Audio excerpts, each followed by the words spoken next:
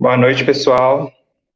Meu nome é Herbert Renato, eu sou membro da LAFIMP, a Liga Acadêmica de Fisioterapia em Pediatria e Neonatologia, e nós agradecemos e parabenizamos a EJ, Empresa Júnior de Fisioterapia, por estar com essa iniciativa, principalmente agora com a ascensão das ligas dentro do nosso curso. Nós agradecemos também a professora doutora Sabrina Tsopanoglu, ela é uma das coordenadoras da nossa liga, e aceitou nosso convite para ministrar a palestra Tratamento Fisioterapêutico do Paciente Neonatal Pediátrico com Covid-19.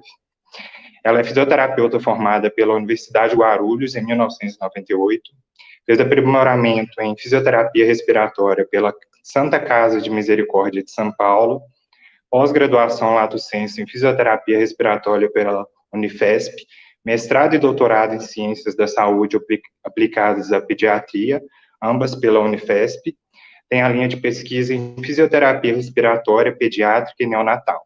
Hoje é professora adjunta do Departamento de Fisioterapia aqui da UFVJM.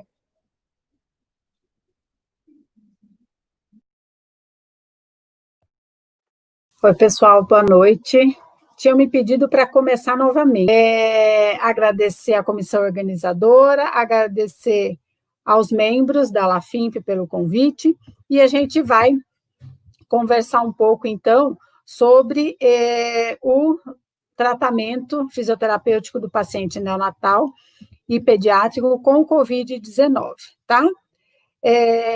Eu vou abordar primeiro a epidemiologia da doença, depois eu vou falar um pouquinho do quadro clínico e a manifestação clínica na criança, e, por último, abordar o tratamento fisioterapêutico com vocês.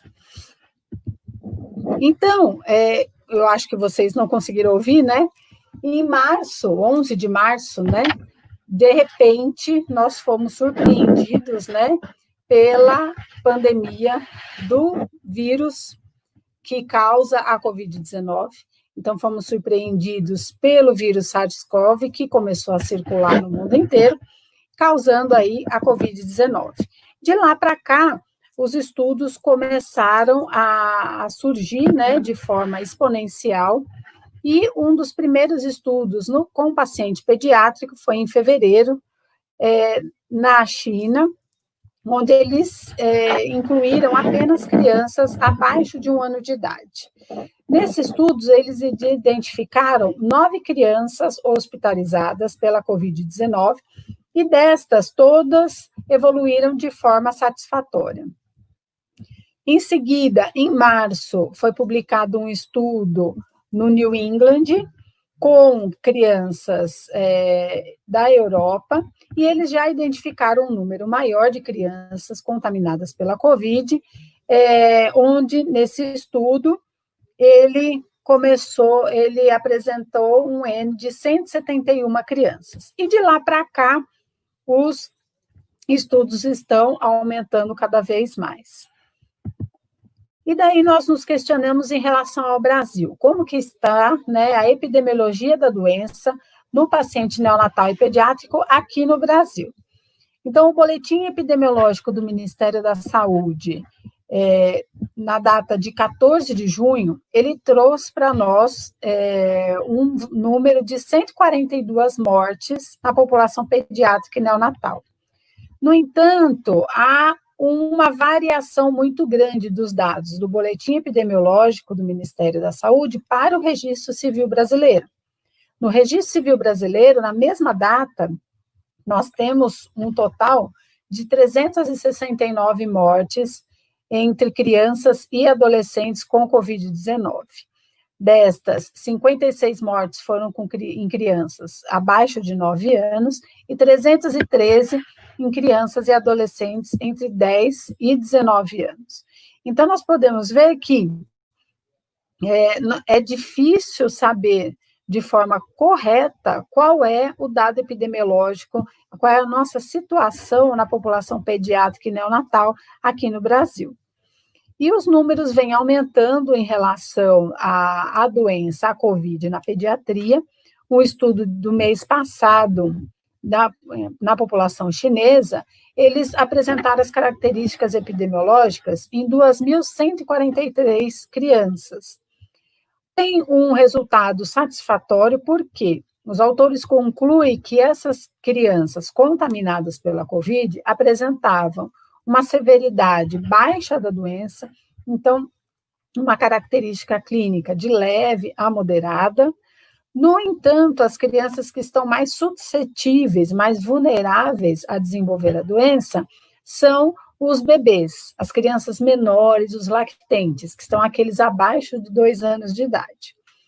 E o estudo mostra uma forte evidência da transmissão horizontal da doença nessa população, que é a transmissão entre os seres humanos, né? Então, entre os familiares, entre as visitas que vão na casa, né? Mas nós ficamos nos questionando em relação aos neonatos, aos recém-nascidos. Será que o recém-nascido já não pode nascer contaminado, infectado, se a mãe tiver, se a mãe for, né, positiva para a Covid-19?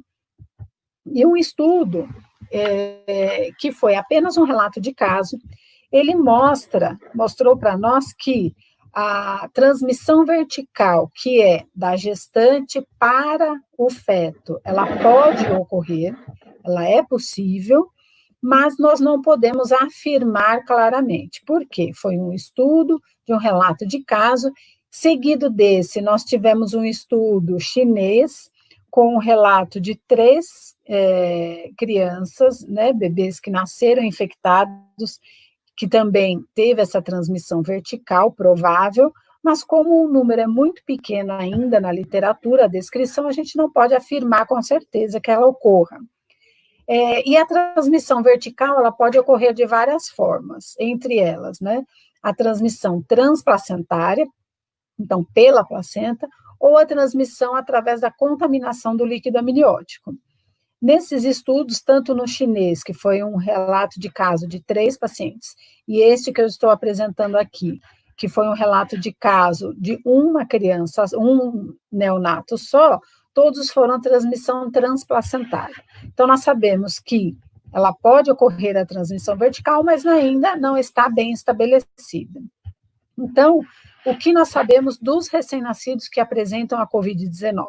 Que eles têm um quadro clínico mais leve, mais brando, eles podem ser assintomáticos ou oligossintomáticos, e nós não temos ainda um quadro clínico típico pré-estabelecido para essa população. Mesmo porque os recém-nascidos e os lactentes abaixo de 1 ano, eles testam positivo, o percentual de bebês que testam positivo é muito pequeno, né, geralmente variando aí de 0,5% a 0,3%. Então, acaba sendo muito difícil você fazer o diagnóstico dessas crianças. E pensando ainda, né, na saúde do neonato e a relação dele, né, com a Covid-19, uma revisão sistemática trouxe para nós um estudo, né, ela fez a revisão sistemática fez um apanhado aí de todos os estudos que tem sobre a Covid-19 e a população neonatal. Eles identificaram, até 17 de abril de 2020, 256 estudos, só que, para a análise final dessa revisão sistemática, eles incluíram apenas 20 estudos para essa análise qualitativa. Desses 20 estudos, o número total de bebezinhos eram 222 recém-nascidos, que eles eram filhos de mães suspeitas ou confirmadas de Covid-19. E esse estudo, essa revisão sistemática, também traz resultados positivos, né, para a saúde dessa população. Por quê? O estudo mostra que a grande maioria, o grande percentual desses 222 bebês, apenas 13, que é desse número, eles desenvolveram e foram positivos para o vírus, para o SARS-CoV-2. Então, mesmo sendo filhos de mães suspeitas ou confirmadas da Covid, desse número total grande, só 13 que testaram positivo, e desses evoluíram de uma forma muito satisfatória, com um quadro clínico de leve a moderado, com sintomas leves, né? E outro dado muito importante para nós, em relação à população neonatal, é que desses estudos que testaram a presença do vírus no leite humano, eles não encontraram a presença do vírus no leite humano. Então, o que mostra para nós que, mesmo por enquanto, né, a mãe não transmite o vírus através do leite humano.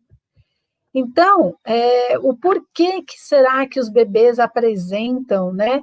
Os bebês e as crianças pequenas apresentam esses sintomas mais leves do que nós adultos. Isso já foi muito bem explicado, né? Pelo professor Pedro, pelo professor Henrique, toda essa cascata do evento do vírus, quando ele chega no corpo humano, quando ele entra na célula, e a sua ação direta na enzima, no receptor da enzima conversora da angiotensina 2, e a ação, né, toda a cascata inflamatória que ele vai gerar por causa disso. E o que acontece na população, principalmente neonatal e os lactentes pequenos?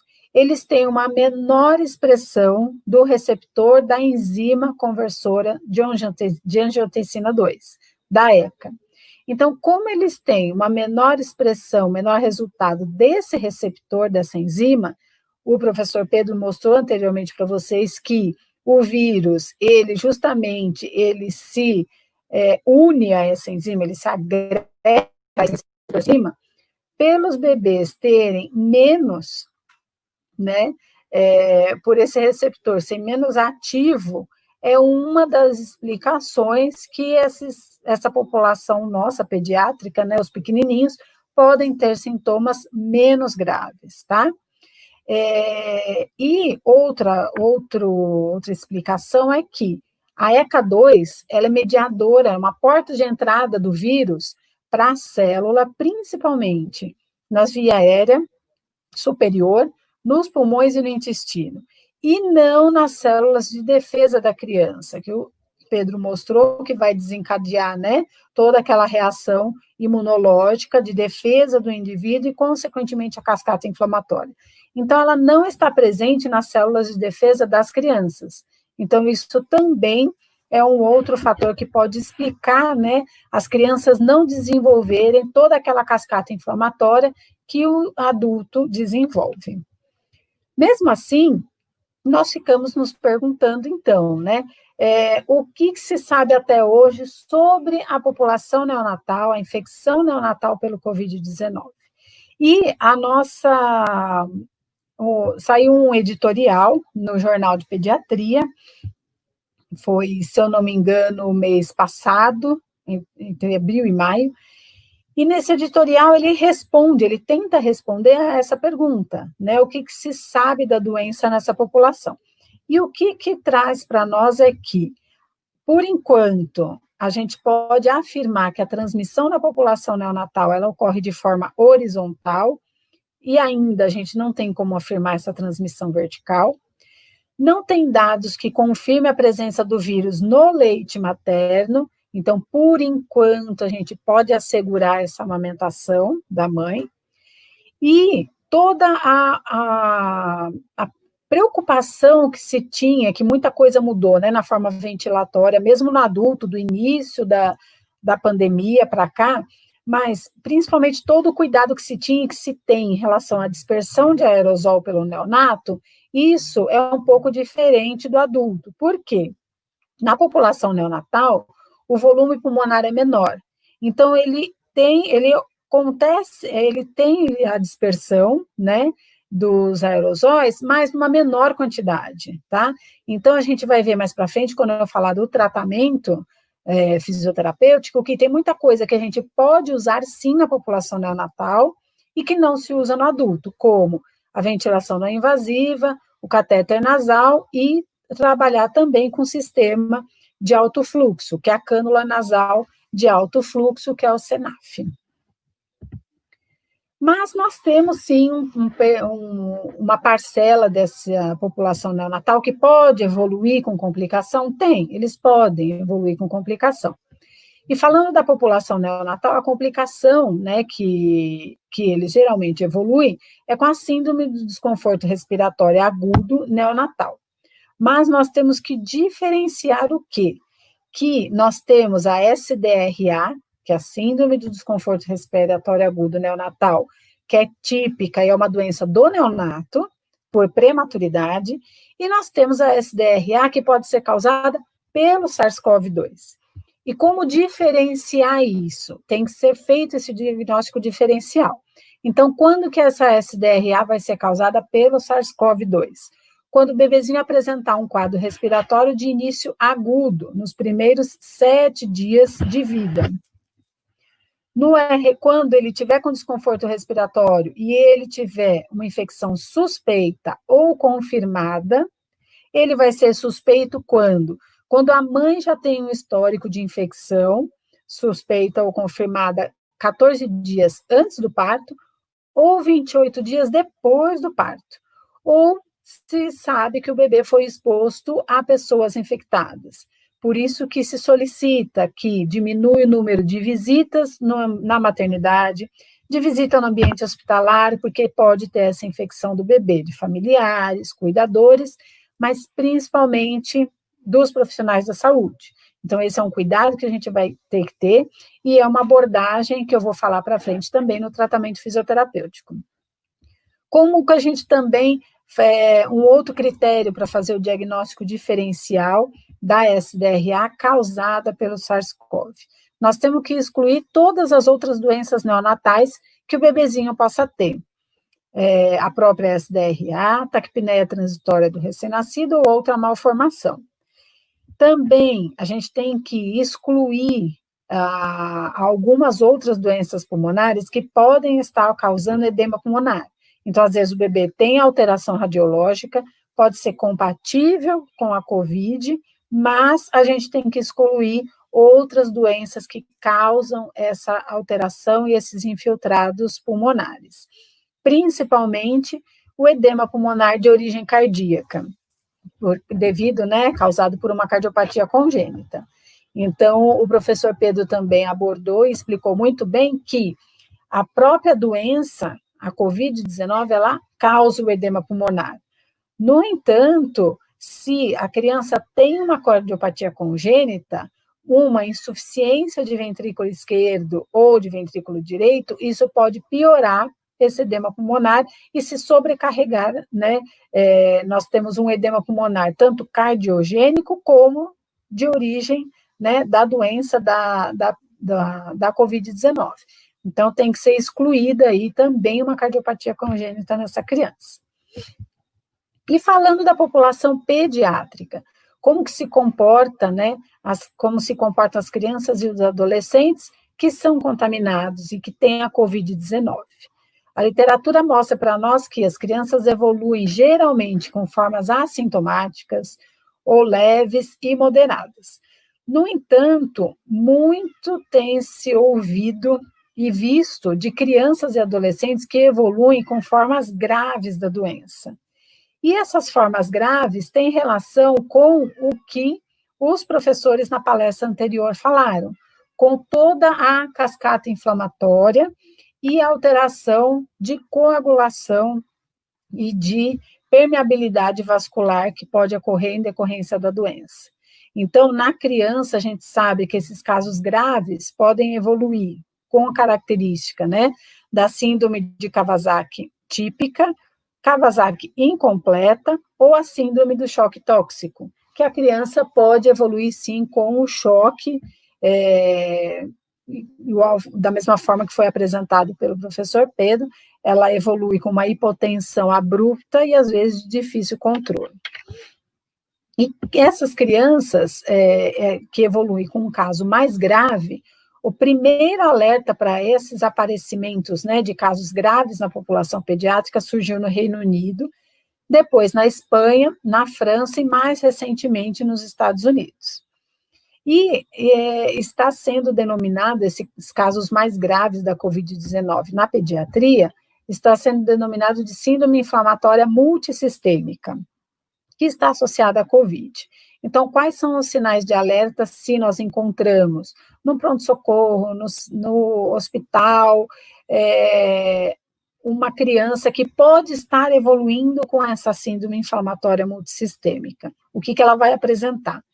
Febre alta persistente, alta é acima de 38,5.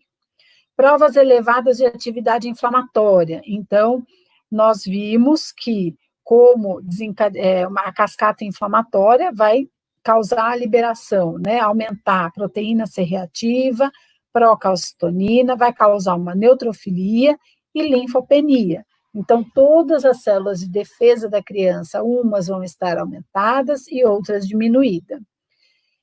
A criança vai apresentar disfunção de um ou múltiplos órgãos. Então, a criança vai começar a apresentar baixa perfusão periférica, palidez, cianose. Isso já vai começar a mostrar para nós sinais de comprometimento cardíaco, choque hipovolêmico por baixa quantidade de volume de sangue circulante, sinais de insuficiência respiratória, renal e outros. Nós temos que excluir nessas crianças, para se fazer o diagnóstico, né, dessa síndrome, qualquer outra doença infecciosa que ela possa ter, né, e a criança tem que estar obrigatoriamente com PCR positivo ou sorologia positiva para a Covid-19. Então, pensando, né, nessas crianças que evoluem com um quadro mais grave, um grupo fez um estudo multinacional e multicêntrico, uma coorte, né, multinacional e multicêntrica, para justamente tentar identificar qual era o perfil dessas crianças que evoluem com maior gravidade, quais são os fatores associados à maior necessidade de terapia intensiva, o que essas crianças que evoluem mais grave apresentam, né? Então, foi um estudo publicado na Lancet na semana passada, no dia 25 de junho, um estudo que incluiu 82 instituições, 82 hospitais, e foi realizado em 25 países na Europa.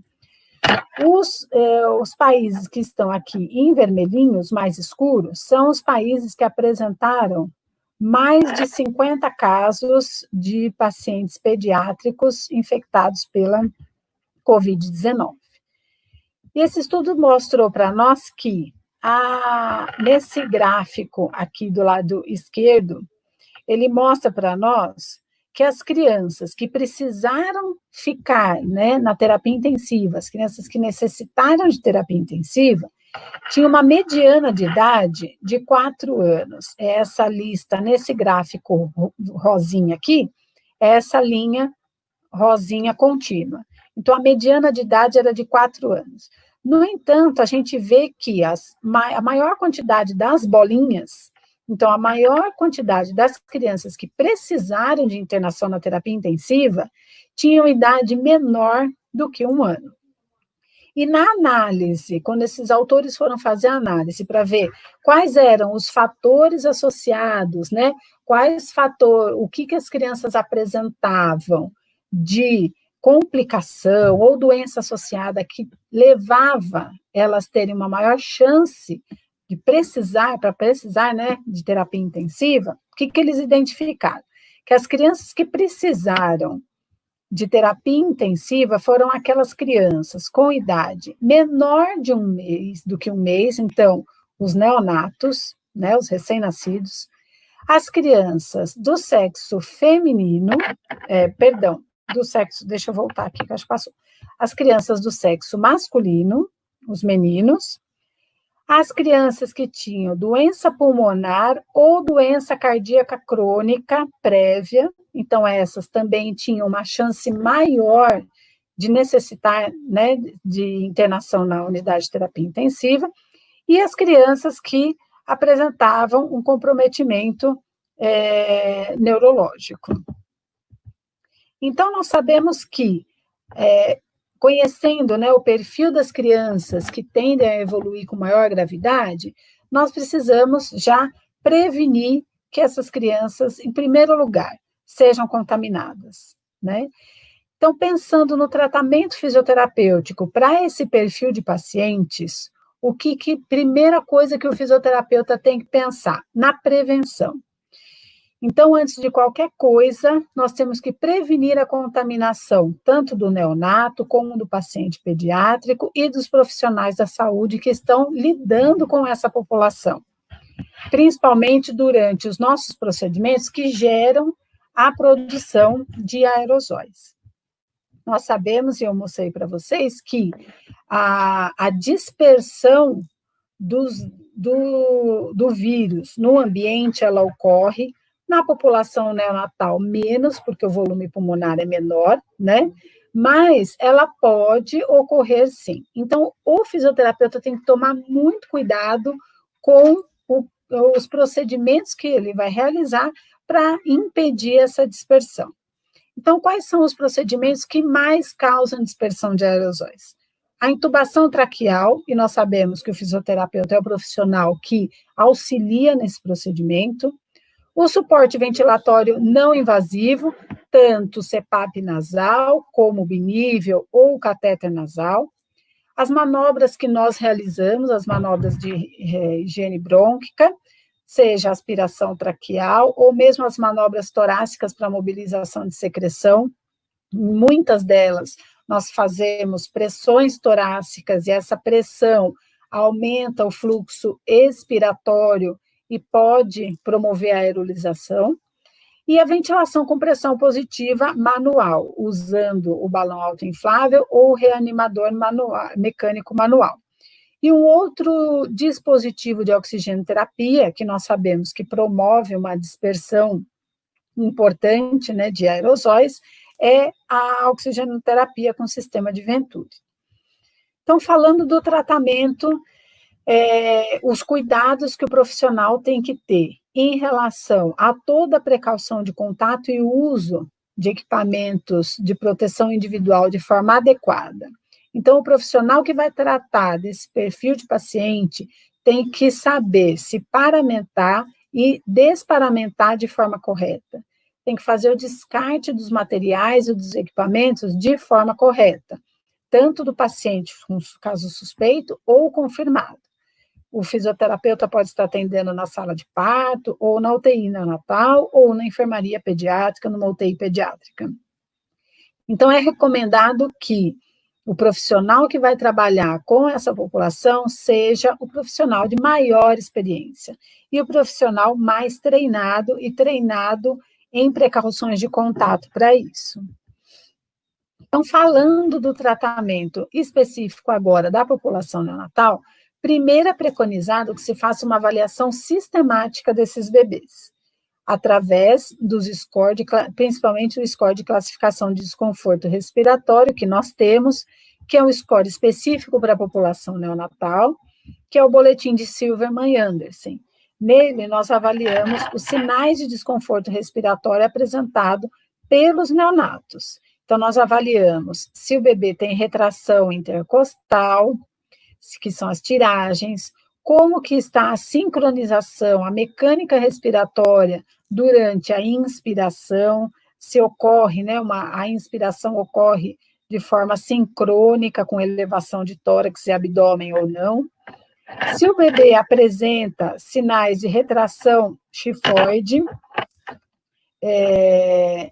de forma marcante ou não, se ele apresenta batimento de asa de nariz, fica abrindo e fechando, asinha de nariz, e se ele apresenta um sinal de desconforto respiratório, que é o gemido expiratório. Então, esse boletim ele é pontuado de 0 a 2, e nós vamos fazer um score, onde, se o bebê apresentar uma pontuação maior do que 5 nesse score, ele é considerado como tendo um sinal de um desconforto respiratório grave. Além disso, é preconizado a avaliação dos sinais clínicos desse bebê, como a frequência respiratória e a avaliação de oxigenação pela oximetria de pulso. Pela oximetria de pulso, preconizado é que esse bebê tenha uma saturação periférica de oxigênio entre 90% e 94%. Durante o tratamento, durante a oxigenoterapia suplementar ou ventilação mecânica, não devemos trabalhar com uma saturação acima de 95%. Por quê? Nós ouvimos toda a explicação do mecanismo fisiopatológico da doença. Nós vimos que essa doença, ela pode causar uma lesão vascular, ela causa um edema intra-alveolar e pode causar um edema fora do alvéolo também. Então, esse bebezinho, essa criança, ela já vai ter muito líquido ali dentro. Se eu trabalhar com excesso de oxigênio, o oxigênio ele é vasodilatador pulmonar.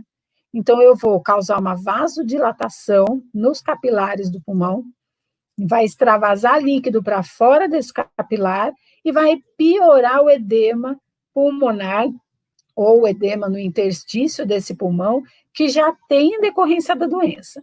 Então, nessa população, se eu trabalhar com uma saturação periférica de oxigênio excessiva, então, acima desses 95%, eu só posso estar piorando a situação de edema pulmonar desse paciente em específico, tá?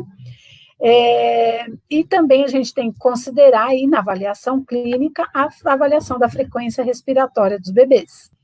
Então, vai se considerar uma taquipneia importante nessa população quando a frequência for maior do que 60 nos lactentes abaixo de 2 meses, quando ela for maior do que 50 nos bebezinhos entre 2 e 11 meses, e quando ela for maior do que 40 nas crianças entre 1 e 5 anos de idade. E quando esse bebê está em insuficiência respiratória, quando esse bebê precisou ser entubado, como que nós fazemos essa avaliação? Nós devemos avaliar, então, e classificar o grau de insuficiência respiratória desse bebê que foi entubado, o grau de síndrome de desconforto respiratório dele. E isso é avaliado pelo índice de oxigenação, que está apresentado aqui para vocês. Eu estou tentando achar a minha setinha, eu achei. Então, a gente avalia pelo índice de oxigenação. Lembrando que a gente só tem como avaliar o grau de insuficiência respiratória por esse índice quando a criança está entubada, tá? Caso contrário, não. Por quê? Quando eu vou fazer a avaliação do índice de oxigenação, eu preciso avaliar a pressão, levar em conta a pressão média da via aérea. E eu só tenho esse dado se o bebê está em ventilação mecânica invasiva, se ele está entubado.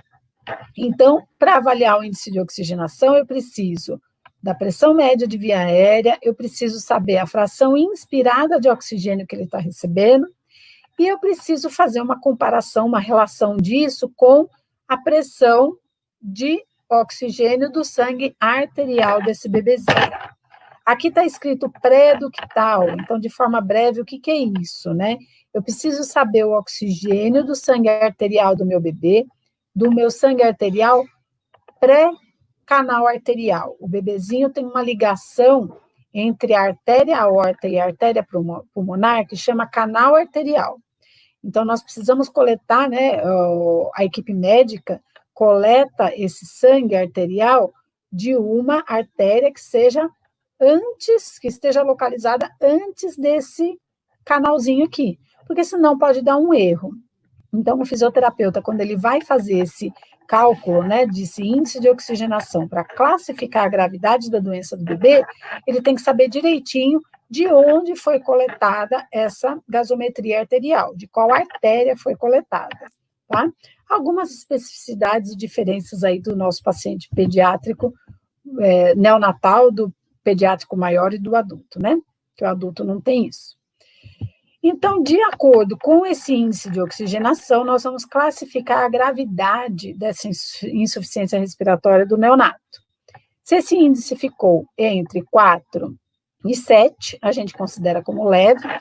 Se ele ficou entre 8 e 15, moderada, e de 16 para mais, é um desconforto grave. Bom, o meu bebê está com desconforto leve, moderado ou grave. Vamos supor que ele está entre moderado e grave, e ele está precisando de ventilação mecânica. O que o fisioterapeuta vai fazer? Bom, para os casos leves, nós podemos optar pelo suporte ventilatório menos invasivo. Para os casos moderados a grave, não. Nós vamos trabalhar com suportes mais invasivos, tá? Uma diferença da população adulta, que no adulto, a recomendação, né, na grande maioria, não trabalhar com ventilação não invasiva e outros. Na população neonatal,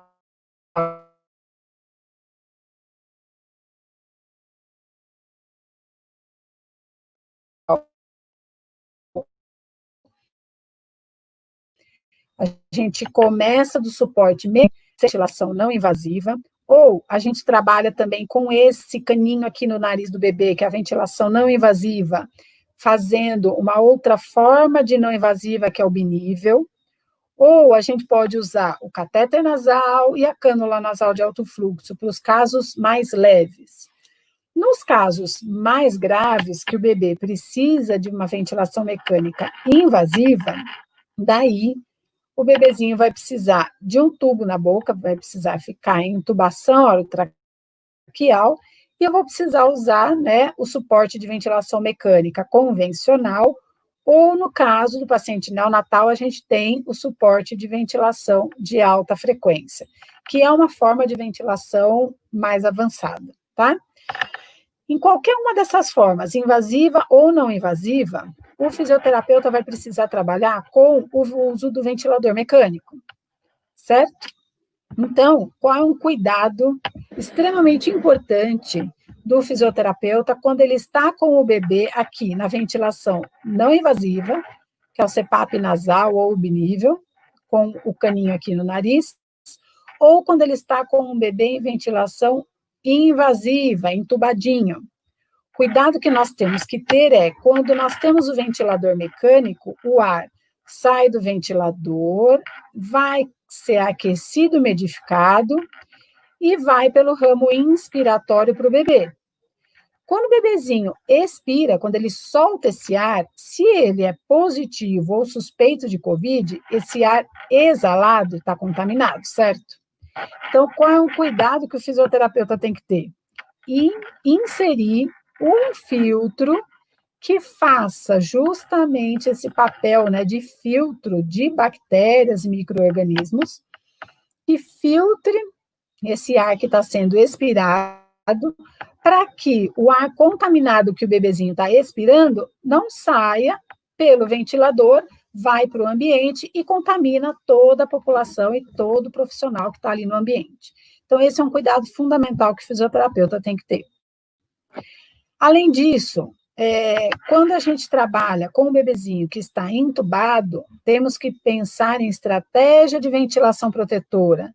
Eu sei que tem alunos de primeiro período, não sei se tem de 10º período, e me falaram que tinham profissionais também, alguns profissionais. Por isso que eu trouxe algumas partezinhas um pouco mais específicas, tá? Em relação à estratégia de ventilação protetora para o paciente neonatal. Então, ventilar o bebezinho com volume corrente pequenininho, 4 a 6 ml por quilo. A fração inspirada de oxigênio, ela tem que ser o suficiente para manter uma saturação entre 90 e 95. Lembra o que eu falei, a gente não quer uma saturação acima de 95 para esse nosso paciente pequenininho. Quando o fisioterapeuta está atendendo o bebê que está entubado, que está lá com o tubinho na boca, no ventilador mecânico, obrigatoriamente nós temos que trabalhar com o sistema de aspiração fechado. Por quê? Eu não sei se vocês vão conseguir identificar nessa figura, mas aqui é uma figura com um manequim, tá? Aonde se fez uma simulação de aspiração de via aérea, de boca do paciente. Então, no procedimento de aspiração,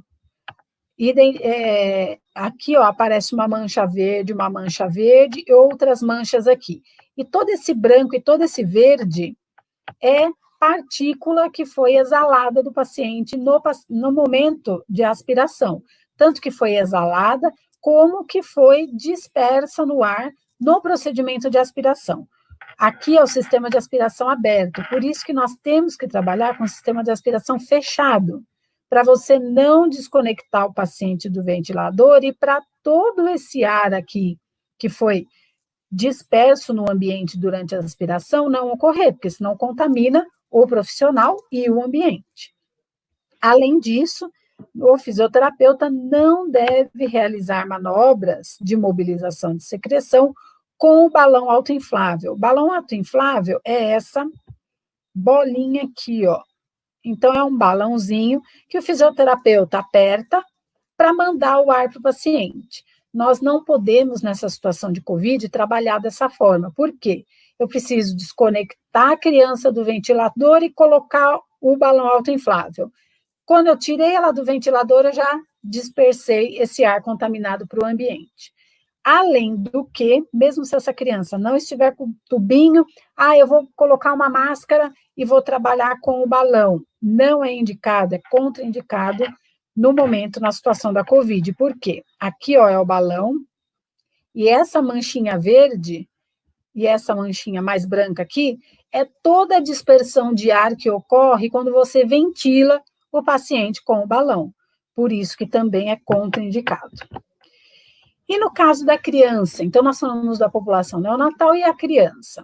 Quando a criança ou o adolescente, eles estão estáveis, mais estáveis, não precisam da ventilação mecânica invasiva, nós podemos, a princípio, avaliar a necessidade de oxigênio suplementar. Então, esse aqui é um fluxograma que a Sobrafir disponibilizou no manual sobre o cuidado do paciente pediátrico com Covid-19. Então, mostra muito bem para nós como realizar essa suplementação de oxigênio. Então, nas crianças que estão com uma saturação baixa, mas que não estão com um quadro de insuficiência respiratória importante, a gente vai oferecer oxigênio através de catéter ou de máscara de baixo fluxo. Quando essa criança ela evolui, né, com um grau de insuficiência respiratória maior, o fisioterapeuta tem que acompanhar pela gasometria arterial, os níveis de oxigênio do sangue arterial. Se essa criança não melhora, daí sim tem a necessidade de intubação orotraqueal. Mas eu não posso colocar essa criança um tempinho na ventilação não invasiva? O paciente neonatal eu vi que eu posso, eu parto do menos invasivo para o mais invasivo no neonato. Na pediatria, é recomendado que, se for necessário utilizar a ventilação não invasiva ou a cânula nasal de alto fluxo, que ela seja realizada, a cânula nasal aqui, que ela seja realizada por um período curto de tempo, até você tentar estabilizar a criança ou organizar todo o procedimento de intubação. Então, a não invasiva e a cânula nasal de alto fluxo para o paciente pediátrico, ela pode ser feita, mas por um curto período de tempo, e tem que se tomar muito cuidado com a dispersão de aerosóis por esses pacientes. E os pacientes pediátricos que evoluem com uma situação mais grave, necessitam da ventilação mecânica, então, a não invasiva ou a invasiva. A Sociedade Europeia de Pediatria e Neonatologia, ela publicou um consenso, né, em relação aos cuidados com esse paciente pediátrico que necessita de oxigenoterapia, ventilação não invasiva ou invasiva, e nesse consenso eles preconizam manter uma saturação acima de 88% para o paciente pediátrico. Vamos entender paciente pediátrico acima de 2 anos, tá? As crianças, né? Então a gente sabe que eles podem fazer uso da ventilação não invasiva. Mas você acabou de mostrar lá o material da Sobrafir que fala que não é para trabalhar com a ventilação não invasiva. Só que aqui é um consenso europeu. E eles falam que pode usar a ventilação não invasiva na população pediátrica, desde que você tenha a interface, a máscara, o capacete, né, que eles usam de forma adequada. Nós, aqui no Brasil, Eu sei que tem essa interface em hospitais particulares e mais renomados, que têm um custo mais alto, tá? Então, essa interface para fazer a não invasiva no paciente pediátrico, que é liberada no COVID, ela é muito cara. Então, é muito difícil a gente conseguir fazer a não invasiva no paciente pediátrico aqui, justamente porque nós não temos essa interface que é mais cara. E a gente sabe que a cânula nasal de alto fluxo, ela produz, né, ela promove maior aerolização, dispersão desse ar expirado contaminado, então não é tão preconizado. Como eu disse, se tem né, os profissionais aí, principalmente o pessoal que já ouviu, né, falar da ventilação mecânica, como trabalhar com o paciente pediátrico. Então, a gente também tem que pensar na estratégia ventilatória protetora, usando volumes correntes baixos, de 5 a 7 ml por quilo, a pressão no ventilador mecânico, né, que a gente fala aqui, pressão platô. Então, é uma pressão, essa pressão que vai ser mantida lá dentro do alvéolo da criança, nesses valores de 28 a 32, e uma diferença, um diferencial pressórico, que na ventilação mecânica invasiva a gente oferece 2 níveis de pressão, quando a criança puxa o ar, na inspiração e na expiração. Então, a diferença entre essas duas pressões, ela não pode ser maior, né? Ela precisa ser menor ou igual a 15, tá? E a gente ouve tanto, o Pedro até mostrou numa projeção dele, o adulto sendo pronado, né? O paciente adulto ventilado de barriga para baixo. Isso também se faz com a população pediátrica, sim. Então, nos casos mais graves, a criança também pode ser ventilada em posição prona, e isso durante 12 até 18 horas. Nesse consenso, eles falam que pode ser até se manter a criança pronada por 24 horas, tá? Então, e aquelas crianças que estão mais tranquilas em respiração espontânea, ou naqueles casos em que eu consigo trabalhar as técnicas de mobilização de secreção? Nós devemos ter em mente que o tratamento fisioterapêutico é uma gama muito grande de coisas, né? Não é só realizar técnicas. Então, o fisioterapeuta, eu costumo falar, né, que o fisioterapeuta não é aspirador ambulante.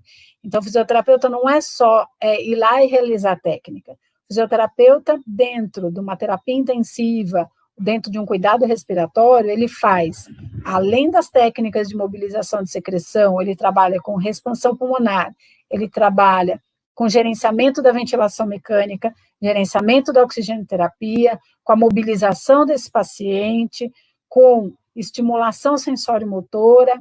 Então, o que se preconiza? Que as técnicas específicas para mobilizar a secreção não devem ser feitas com o paciente com COVID, se não houver necessidade.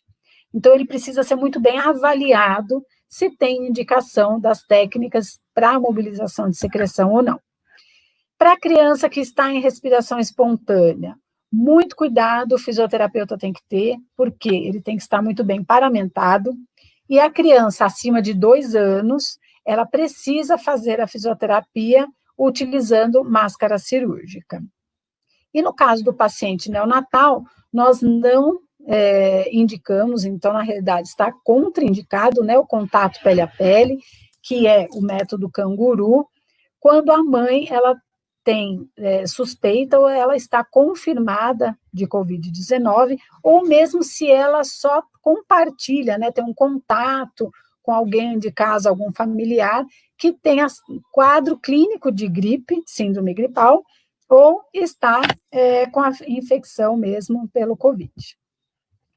Então, a gente tem que lembrar que essa criança, depois ela ficou na UTI neonatal, ficou na UTI pediátrica, foi para a enfermaria, e quando ela sai, ela não sai igual ela entrou, muito menos o neonato que nasceu ali, naquele ambiente, que deveria ter um estímulo totalmente diferente do que ele recebeu, né? Então, o paciente, ele tem alta da UTI pediátrica e neonatal com muitas alterações cognitivas, físicas e mentais. Então, quanto antes o fisioterapeuta começar a trabalhar prevenindo essas complicações, essas alterações, é melhor.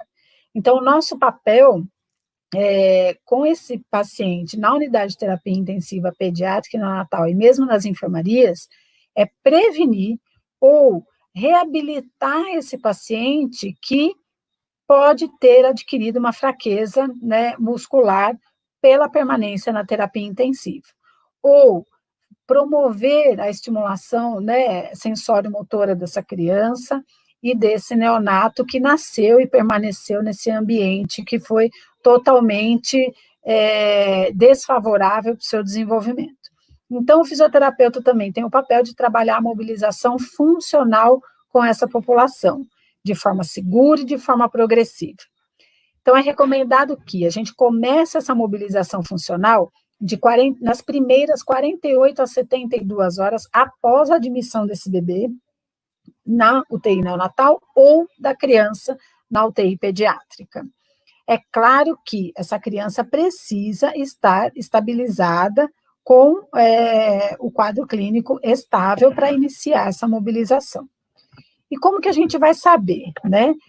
Se essa criança está estável, a gente vai iniciar essa mobilização que a gente começa, né, em níveis. Então, a gente não pode realizar tudo de uma vez. Então, a criança estável, a gente começa com mudança de decúbito e posicionamento em postura funcional. No caso dos bebezinhos, a gente tenta manter em padrão flexor, padrão, né, de um posicionamento que seria intrauterino, com todos os coxins de apoio para estimular esse desenvolvimento. No nível 2, quando essa criança está apta para partir para o nível 2, a gente mantém as atividades do primeiro nível e começa a estimulação sensório-motora para os neonatos e lactentes. A criança pode começar a sentar e pode, se está bem, começar a sair para a cadeira ou para a deambulação.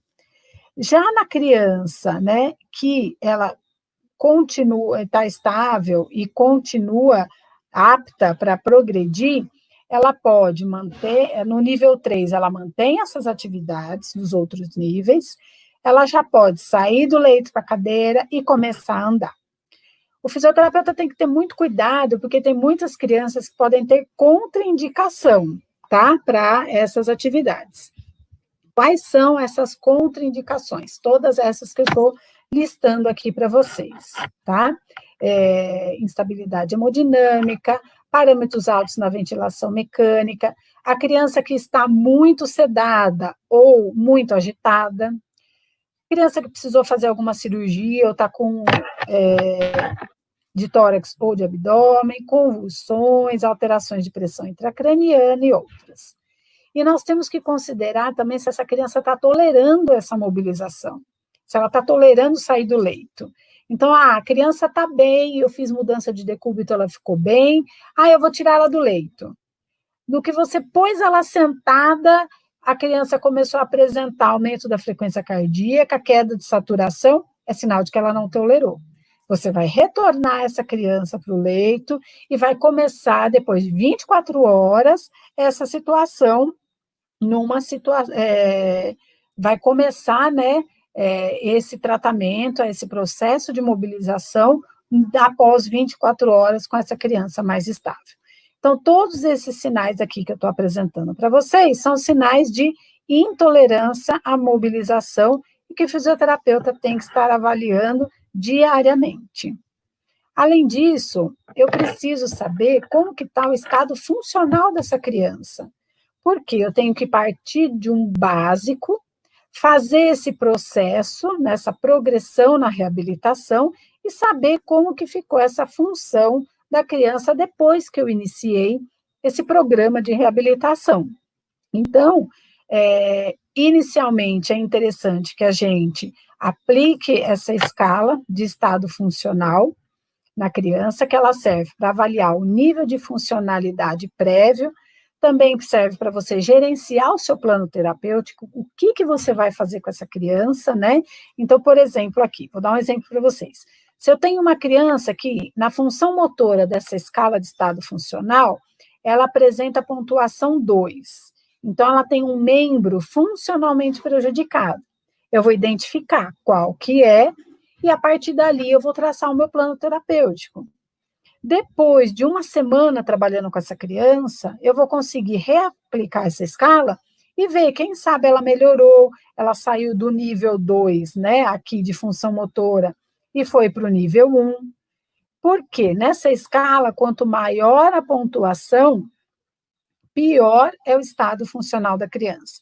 Por exemplo, aqui na comunicação, ó, pontuação 5 significa ausência de comunicação. Então, eu tenho que acompanhar a progressão da funcionalidade dessa criança, mesmo no ambiente de terapia intensiva, hospitalar. E seguido disso, quando eu vou elaborar o meu plano terapêutico, eu tenho que ter em mente que a criança com COVID, ela pode ter apresentado um quadro moderado ou grave, já que ela está no ambiente hospitalar, e eu tenho que fazer esse processo de reabilitação com muita calma. Nós vimos toda a complicação sistêmica que essa doença causa. A COVID não é uma doença só pulmonar, ela é uma doença sistêmica, por mais que apresente quadros leves ou mesmo moderados. Então, o programa de reabilitação para essa criança no ambiente hospitalar, ele tem que ser de uma intensidade leve. Então, a gente considera uma intensidade leve, uma pontuação 3 na escala de Borg modificada. Então, na escala de Borg, a gente avalia a quantidade, o grau de desconforto respiratório, né, de falta de ar da criança. Então, ela fala que não está sentindo nada, que está com uma falta de ar leve, moderada, intensa ou muito intensa. Quanto maior a pontuação nessa escala, maior é o esforço que ela está realizando. Então, uma pontuação 3 é um sinal de dispneia, de desconforto leve, tá? Essa criança precisa manter uma saturação maior do que 94, aqui sim, porque ela está no programa de reabilitação, e se isso não acontecer, eu posso oferecer oxigênio suplementar para trabalhar. Quando essa criança teve alta, beleza, parou, teve alta, não precisa mais da fisioterapia. Pelo contrário, precisa e precisa muito, porque ela pode ter adquirido uma fraqueza na UTI, que a gente não conseguiu, né, na reabilitação dentro da terapia intensiva ou dentro da enfermaria, recobrar, né, readquirir esse estado funcional que ela tinha, ou é um neonato que deveria estar, né, numa situação num desenvolvimento motor, né, num estágio aí de desenvolvimento típico mais avançado, e ele não conseguiu, né, atingir o seu desenvolvimento de forma satisfatória, porque ficou dentro da terapia intensiva. Então, essa criança, sim, depois da alta, precisa continuar o tratamento. Então, entre 4 a 6 semanas depois da alta, é recomendado que essa criança volte a nível ambulatorial e faça testes funcionais de campo, teste em degrau, teste no corredor, para a gente ver como que está a função, principalmente respiratória e cardiopulmonar dessa criança. E daí sim a gente faz um novo programa de reabilitação, que pode ser para dentro do ambulatório, da clínica, ou a nível de telereabilitação. E mais ou menos em torno de 8 semanas após a alta, daí sim, essa criança evolui para um nível de reabilitação moderado. Então, naquela escala que eu falei para vocês, né, na escala de Borg, onde eu vou avaliar o grau de desconforto dela, o grau de dispneia, de cansaço, ela não vai mais pontuar 3, ela pode pontuar 4 e 5. Então, ao invés dela falar que ficou cansada leve, ela vai falar que ficou um pouquinho mais cansada. Não tem problema, é o que a gente espera nessa fase aí, nesse processo de reabilitação. Então, só aqui eu vou trazer para vocês um videozinho para finalizar, para que vocês lembrem, né, que nós estamos em casa, tudo está acontecendo de forma virtual. Eu queria muito estar no auditório da universidade, no auditório da fisioterapia, com todos vocês, vendo todos vocês, porque essa história de ficar falando para a câmera do computador é horrível, mas eu espero que vocês tenham aproveitado. Muita coisa está saindo de novidade, né? Os estudos estão surgindo cada vez mais, mas muito cuidado. A gente tem que tomar cuidado com o que está sendo publicado, com o que está saindo, analisar muito bem. Se o que vocês tiverem de dúvida, entre em contato com a gente, para a gente ir estudando junto e avaliando junto, porque nem sempre o que está saindo, o Henrique mostrou, né? O professor Henrique mostrou que nem sempre o que está saindo é verdade, tá? Então, a gente tem que tomar muito cuidado, principalmente pensando no tratamento aí dos nossos pequenos. Então, aqui eu só vou deixar um recadinho para vocês, eu espero que o vídeo esteja passando de forma adequada, tanto o vídeo como o áudio. Alguém só me fala se o áudio vai estar adequado, tá? Deixa eu... Pessoal, tá dando certinho.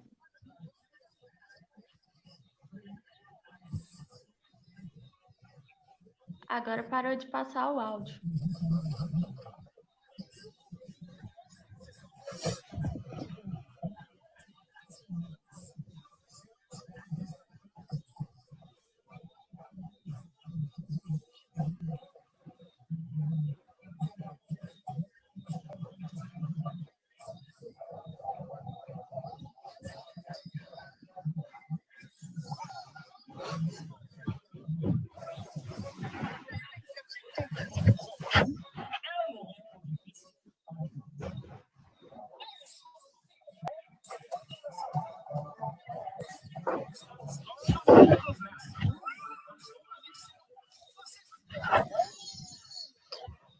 Obrigada, pessoal. Boa noite, boa semana para vocês. Muito obrigada, Sabrina, por topar participar aqui com a gente desse simpósio. Muito obrigada, Lafim, também. Obrigada, até mais. Boa noite. Boa noite. Pessoal, se alguém tiver alguma pergunta, quiser fazer alguma pergunta para os palestrantes e para a Liga, é só ir no Instagram das Ligas, que está aqui embaixo, e fazer essa pergunta, ou então pelo Instagram da empresa também, que a gente vai procurar responder para vocês. Boa noite a todos.